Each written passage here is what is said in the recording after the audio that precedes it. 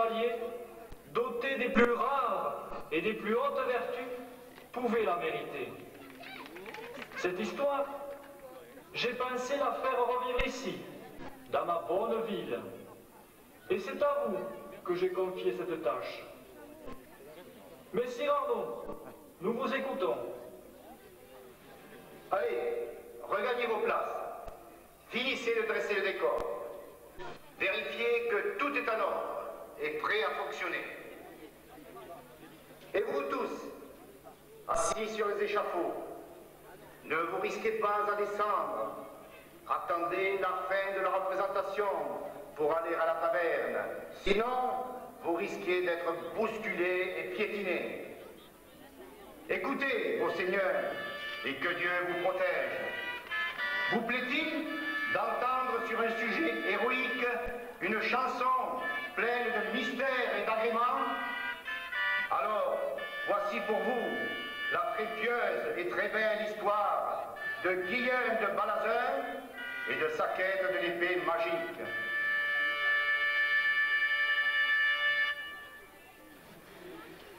Il y a plus de 100 ans, vivait dans une contrée point trop lointaine le seigneur de Balazun et le seigneur de Beauvois. Tous deux étaient fort riches et fort puissants. Leur domaine était proche. Il y eut même un mariage entre un sieur de Balazun et une demoiselle de Beauvois. Mais, lors d'un partage de biens, les disputes éclatèrent et la jalousie s'installa. Et voilà que l'histoire se répétait. Le sieur de Beauvois avait une fille, la belle et douce Isore.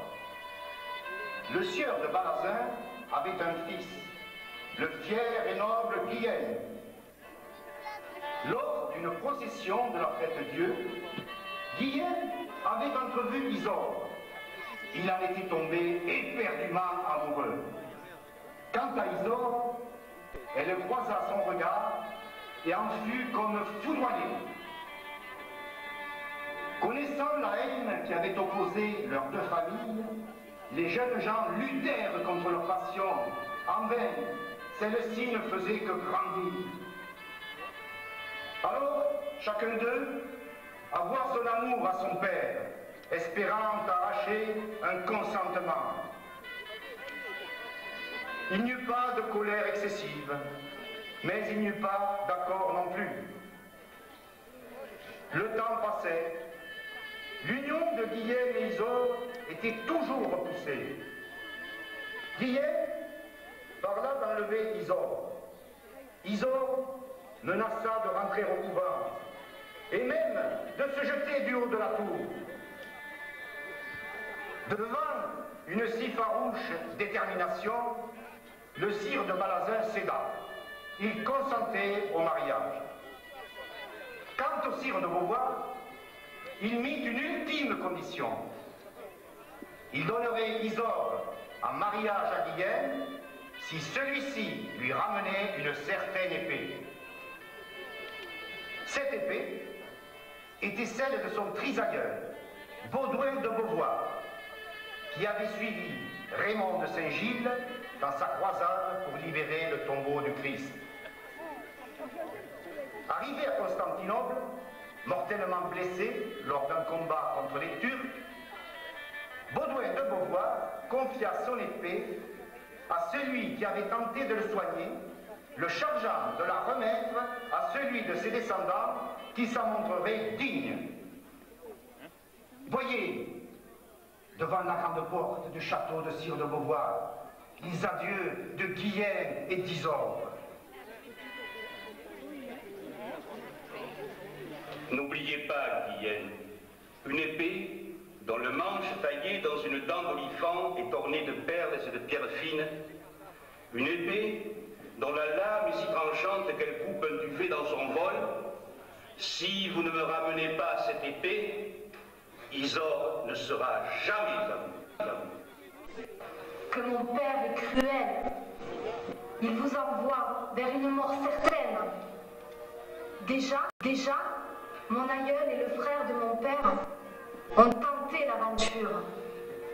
On ne les a jamais retrouvés. Cette épée maudite.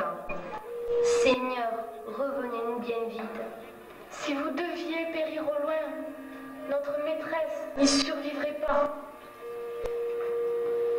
Guillaume, je vous ai donné ma foi. Je vous attendrai autant de temps qu'il le faudra, jusqu'à ce que les hommes m'accablent de vieillesse, jusqu'à la mort s'il le faut. Ne pleurez plus. J'ai assez de courage pour triompher de tout. Mon amour me rendra invincible, et puis Dieu veillera sur moi. Adieu, ma bien-aimée. C'est cela, mon amour me rendra invincible. Dieu veille sur moi, mais moi aussi je veille sur toi, beau Guillaume, et je ne te quitterai pas des yeux. Tu vas bientôt voir de quoi je suis capable. Mais je connais votre force et votre courage sans défaut. Je serai à vos côtés à chaque instant et Dieu vous tiendra en main. Ils traversèrent ainsi les terres du seigneur de Beauvoir, puis celles du seigneur de Balassin.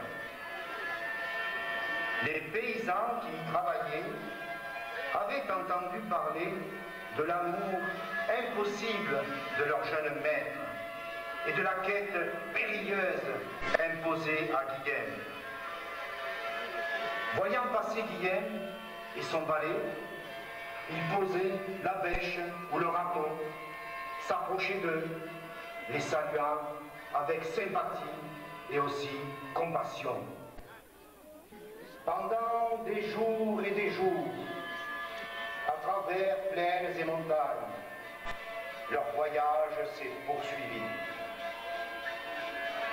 Pendant des jours et des jours, parfois chevauchant à travers les prés, parfois à pied, à côté de leur monture, sur des pentes escarpées, ils ont cheminé. Ils abordèrent enfin des contrées plus lointaines, où le soleil était de feu et les ombres plus rares. Miraculeusement, au bord d'une route caillouteuse, une auberge leur apparut.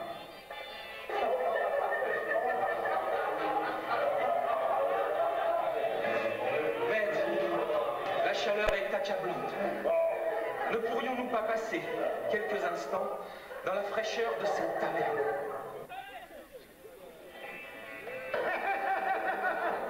Bien dit, l'écuyer. Voilà une idée qui sert mes projets. Allez, Guillaume, va donc te reposer. Je te réserve quelques surprises. Est-ce bien raisonnable? Nous avons tant de route à faire. Mais nos bêtes sont si fatiguées. Soit, arrêtons-nous quelques instants. Les voici rentrés dans la taverne. Ils commandent à boire.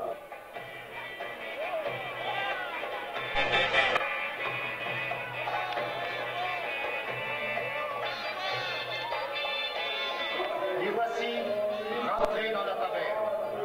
Ils commandent à boire. Mais voyez ces filles légèrement vêtues qui tournent autour de leur table. Guillaume, tout à ses pensées, ne paraît pas les voir. Barthélemy est plus intéressé.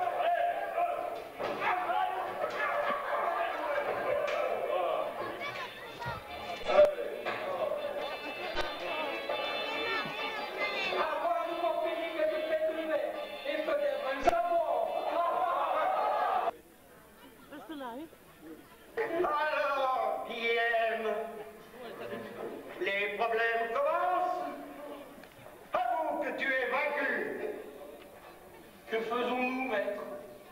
Nous n'avons plus d'or, plus de monture. Revenons-nous au château? Il n'en est pas question. Nos ancêtres, partis en croisade, ont souvent continué leur route à pied et sans fortune. Et ils sont pourtant arrivés jusqu'au tombeau du Christ. Allez, Barthélemy, cela ne doit pas nous effrayer. Continuons. Ah, tu n'es pas effrayé? Ce qui vient te fera peut-être reculer. Braves gens, tremblez pour Guyenne et Barthélemy. Le malin va tenter une fois encore de les abattre. On m'avait prévenu, et je ne voulais pas le croire. C'est une forêt maudite. C'est la forêt du diable. Tous les arbres sont morts, et jamais un homme ne s'est risqué à les abattre. On dit que ceux qui pénètrent trop avant pour chercher des champignons disparaissent. Même les chiens qui s'y aventurent à la poursuite du gibier ne reviennent jamais. Et j'y suis allé pour couper du bois. Malédiction! Les branches sont plus dures que la roche. Le fer de ma hache s'est pendu. Le manche est partagé. Je n'ai pas d'argent pour le remplacer. Et pas de bois pour ma cheminée. Le malheur est sur moi. Arrête de te lamenter. Nous avons été rossés et dévalisés par des brigands. Mais j'avais gardé un dernier florin au fond de ma besace. Prends-le. Il est à toi. Merci infiniment. Mais de grâce, n'allez pas par là. Détournez votre chemin. Quoi? Qu'est-ce qu'il dit? Qui envoie celui-là? Vous êtes bon. Et en plus, vous êtes brave. C'est vous que j'attendais. Je savais que vous viendriez. Je veux vous aider. Voici 3 couronnes. L'une est d'or. L'autre d'argent. Et la troisième de lierre. L'une d'elles pourra vous sauver. À vous de choisir. Adieu. Que faisons-nous, maître, si nous suivions un autre chemin? Non, nous prendrions trop de retard. Allons, courage, Dieu veille sur nous. Et moi aussi. Regarde la belle surprise que je t'ai réservée. Allez, en route. Mais qu'est-ce que je vois? Dieu très saint! On dirait que ces arbres bougent et viennent vers nous! Maître! Sauvons-nous! Il y a du diable là-dessous! Courage, courage, courage, Barthélemy! Avançons! Maître! Ils nous encerclent! Maître! Ils nous emprisonnent! Nous ne pouvons plus nous échapper! Maître! Ils vont nous écraser! Vite! Donne-moi la couronne, elle peut nous sauver!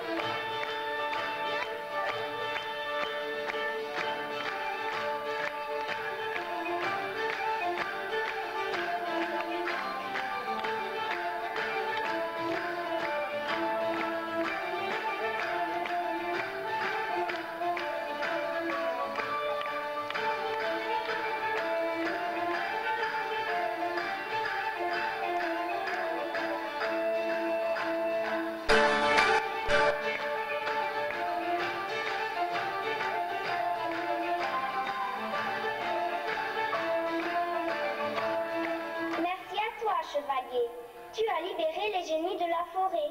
Depuis des jours et des jours, nous étions prisonniers de ces bois sans oiseaux, sans fleurs, enchaînés à ces arbres morts. Prends ces deux branches, elles sont magiques. Si un jour tu as besoin de nous, il te suffit de frapper comme ça. Nous arriverons aussitôt, prêts à t'aider.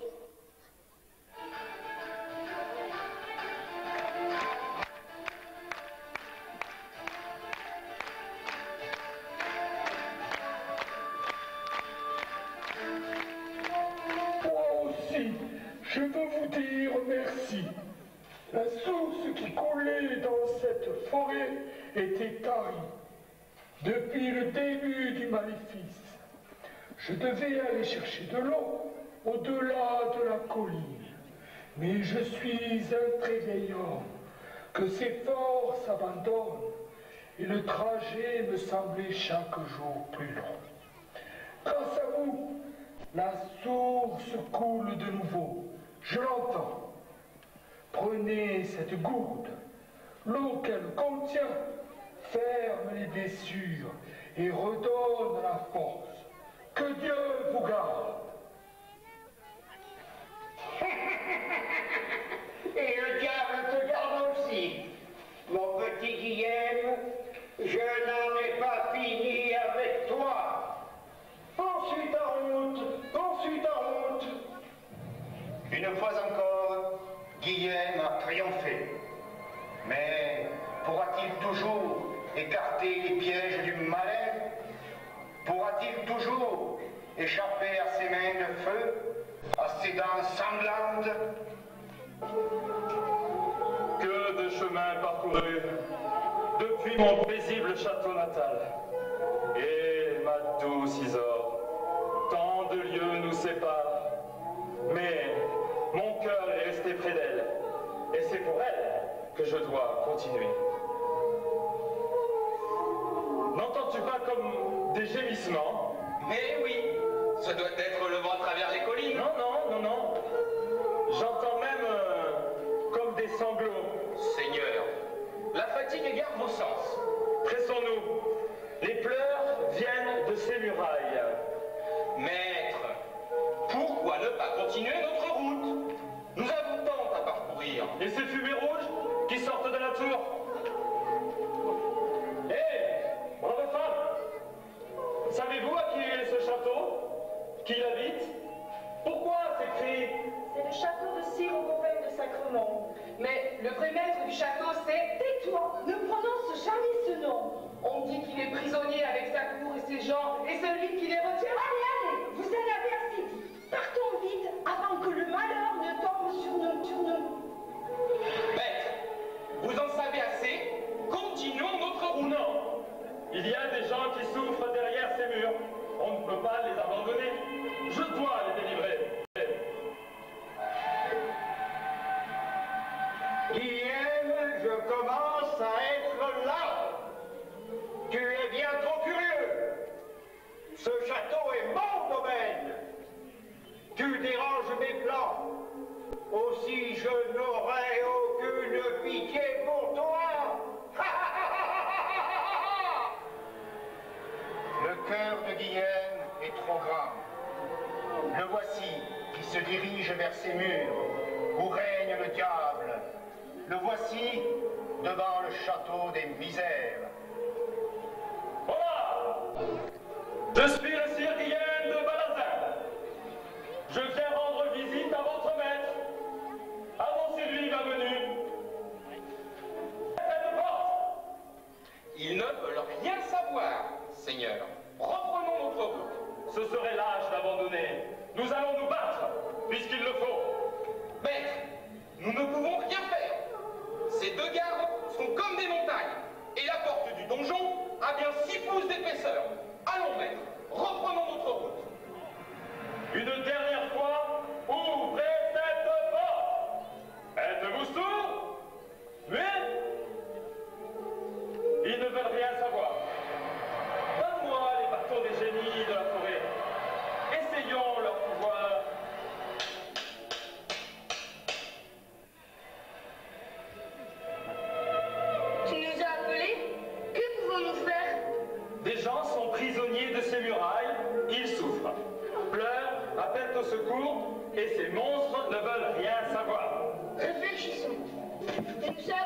faut faire. Ils ne vont pas résister longtemps.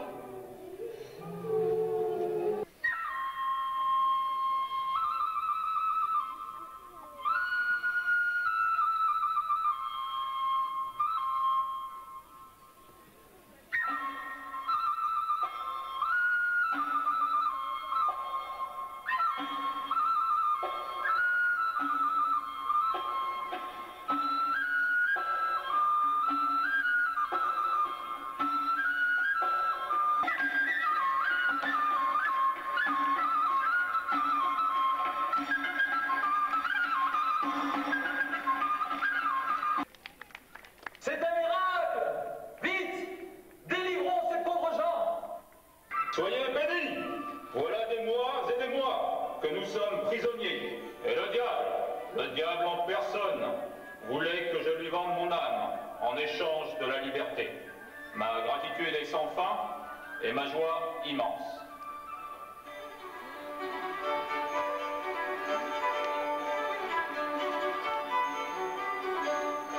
Hey, vous tous, que l'on prépare la plus grande fête qui puisse se faire en l'honneur de notre Sauveur. Je veux des jeux, des danses, des chants, les meilleurs mets et les plus grands vins. Allez, allez, hâtez-vous! Seigneur, vous plairait-il que nous rompions quelques lances pour fêter cette belle journée? Quelques joutes et tournois seraient-ils à votre convenance? Cela me réjouit, et voilà qui va charmer ces dames. Soyez notre maréchal de Lys.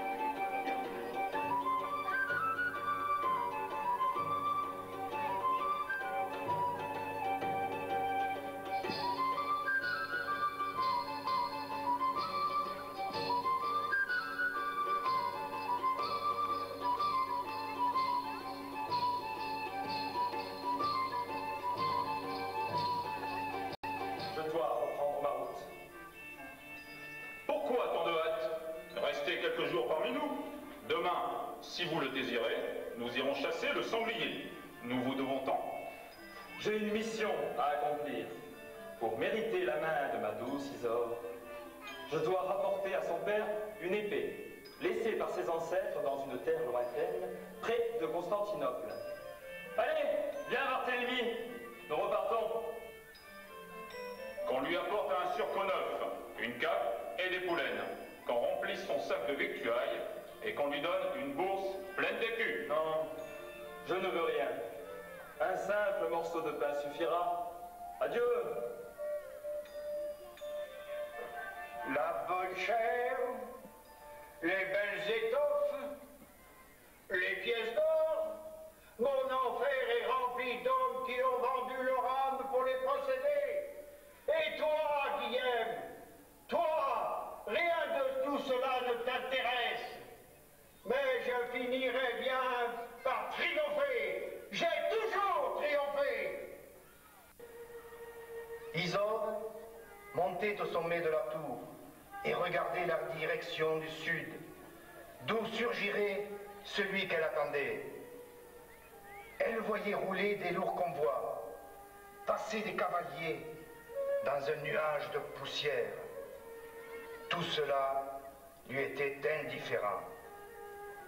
Parfois, son cœur battait pour une silhouette devinée dans le lointain.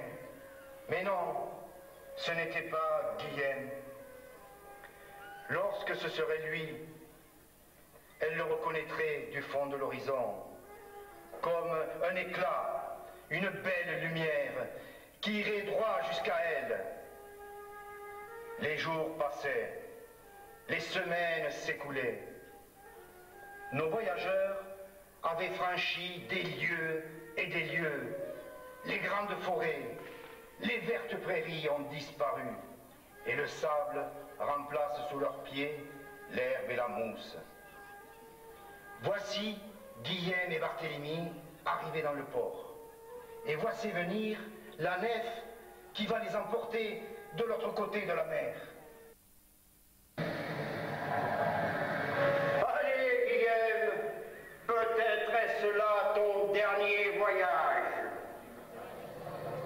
Que dirais-tu d'une belle tempête et des monstres marins comme derniers compagnons et des vagues comme l'alpha?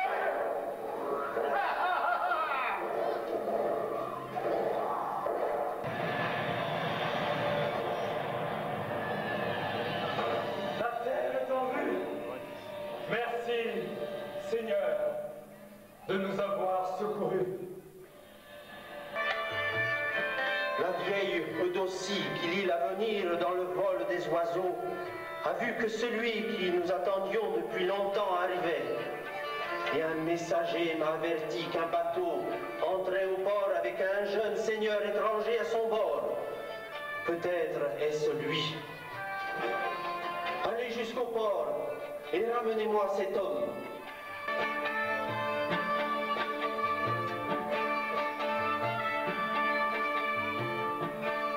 Qui es-tu?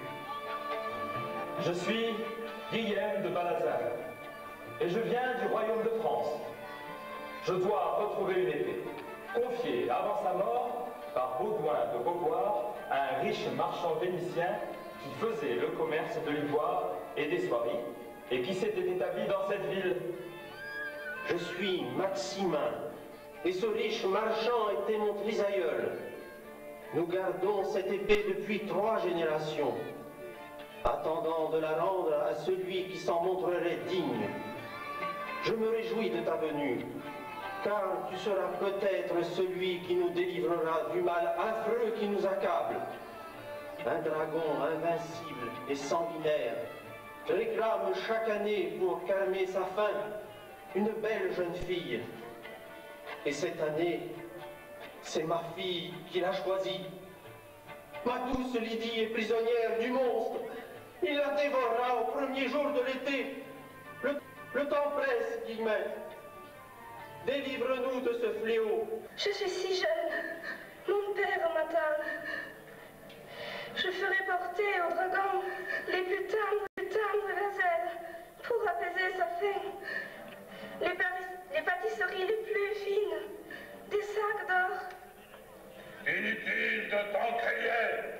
Tout cela ne l'intéresse pas. C'est une jolie vierge qui veut déguster pour son festin d'été. Je vais donc tenter cette dernière épreuve. Non, maître, non, c'est pure folie. Pour l'amour d'Isor, je le ferai.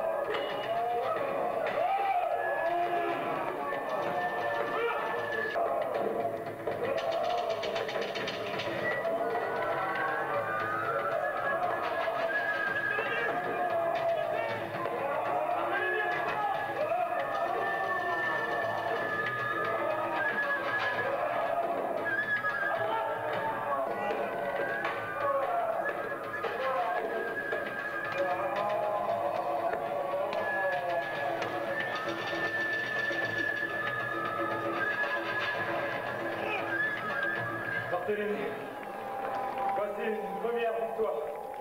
Mais un coup de patte va démonter l'épaule et à moitié assommé. Et moi, Seigneur, mes yeux sont en feu depuis qu'un de ces monstres m'a craché son venin au visage.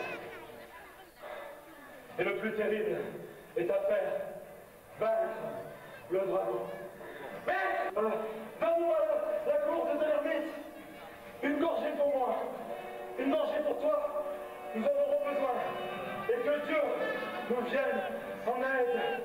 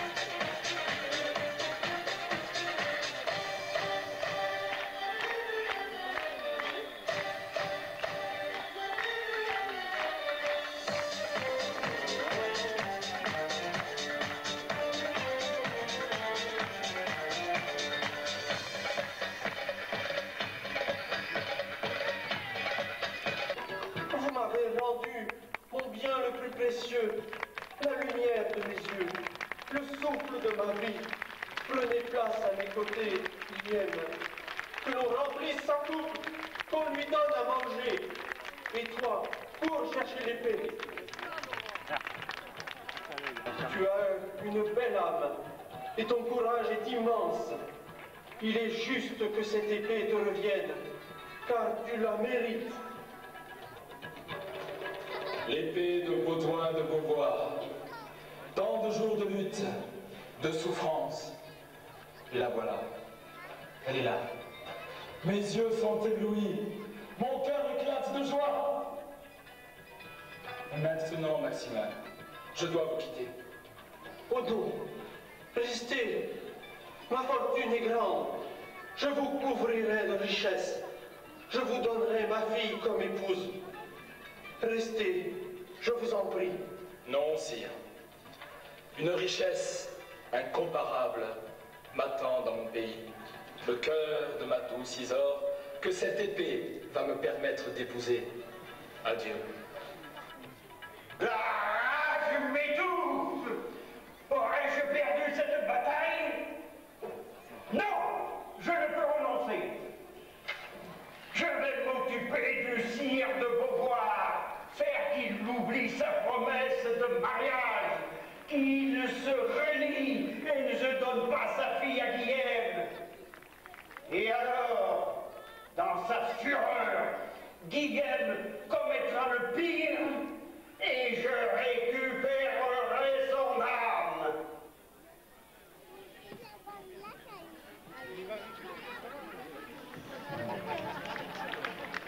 Je le sens. J'en suis sûre. Je ne peux me tromper. Guillaume est sur le chemin du retour. Chaque minute qui passe le rapproche de moi.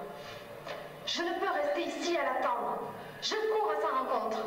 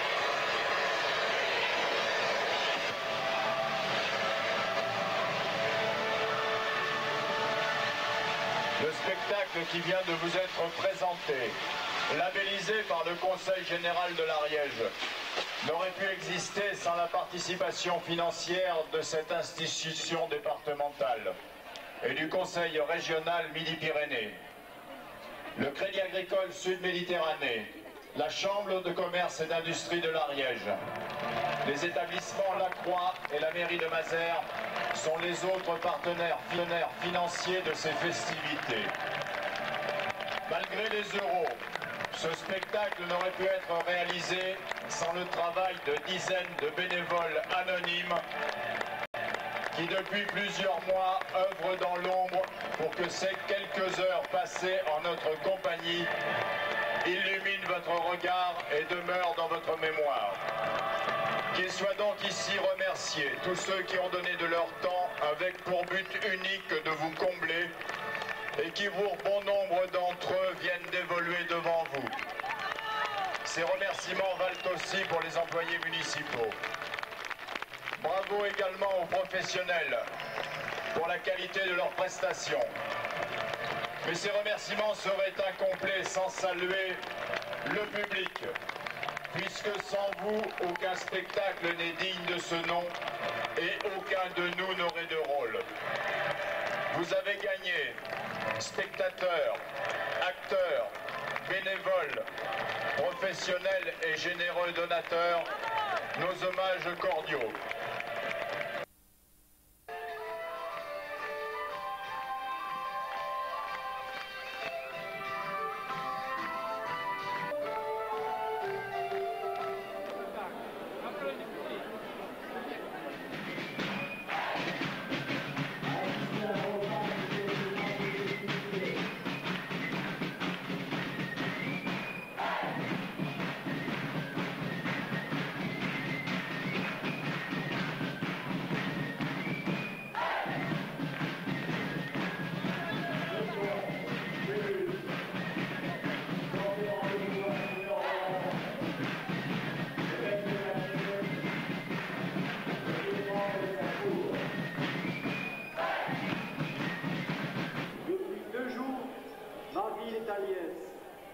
Depuis 2 jours, nous suivons le sire de Balazin dans sa quête périlleuse.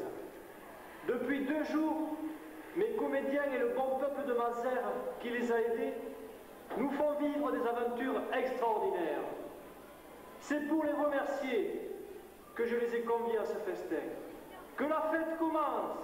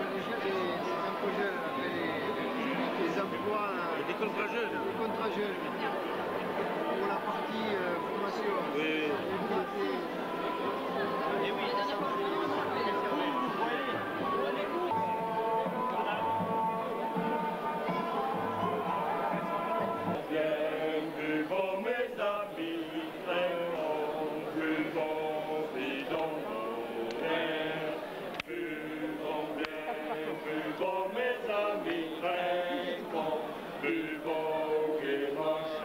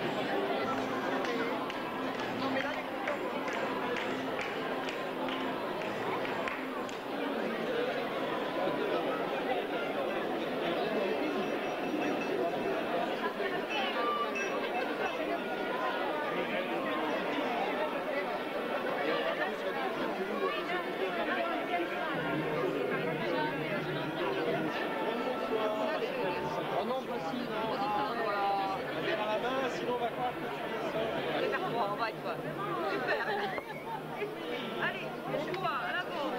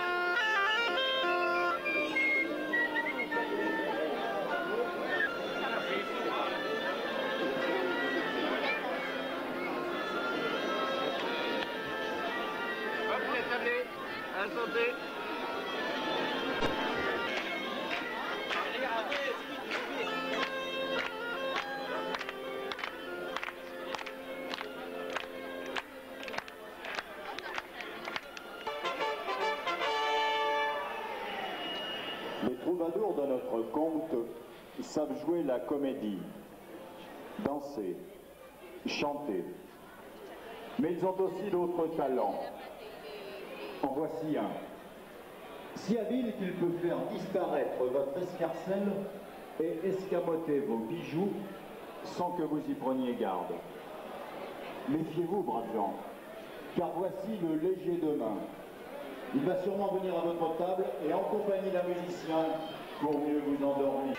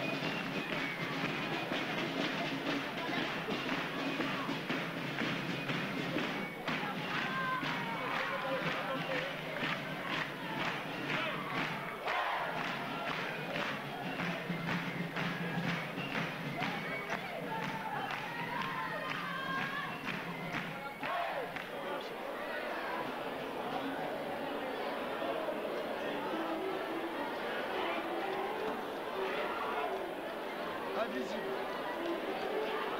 Vous n'avez pas vu l'affaire, madame?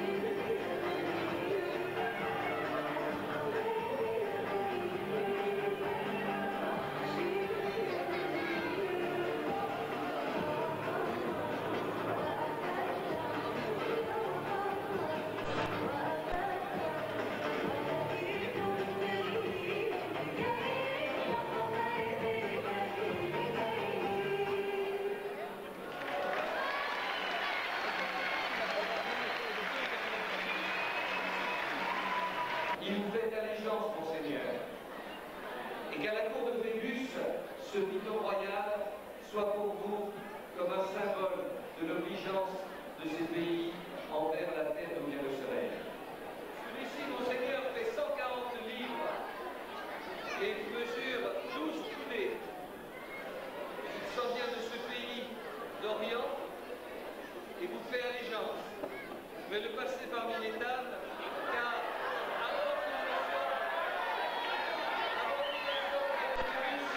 il était très sauvage, mais maintenant il est charmé par le soleil de ce pays. Bien fait, monseigneur.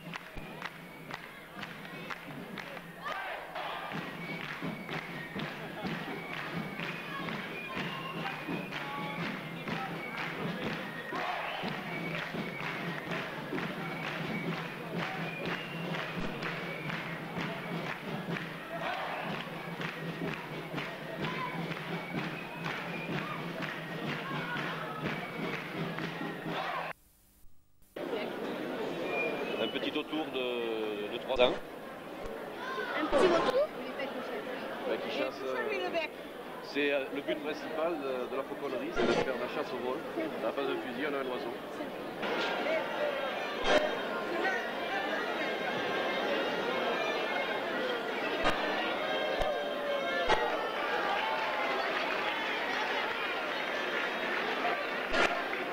Asseyez-vous les enfants, asseyez-vous les enfants, asseyez-vous là.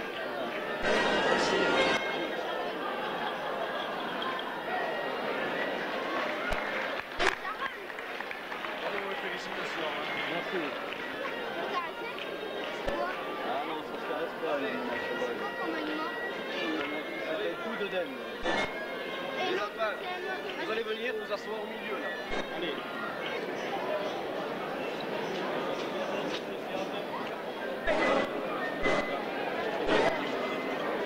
Allez, en priorité les personnes en tenue. Voilà. Allez, une fois de plus, parce qu'on ne va pas faire passer tout le monde.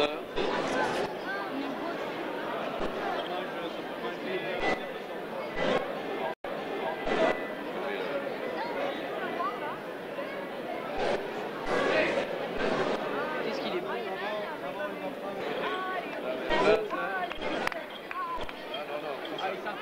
Non, gardez-le,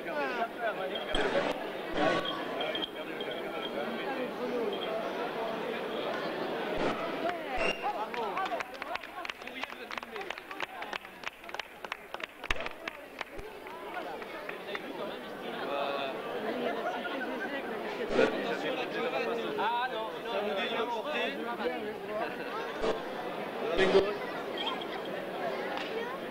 On n'ayez pas peur, même si vous montez sur le bras, c'est jamais bien méchant.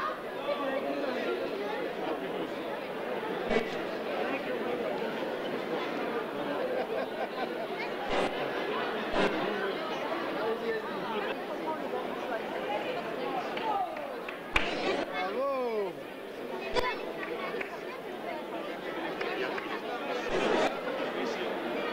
Il est joli, hein? Il a des belles couleurs, hein?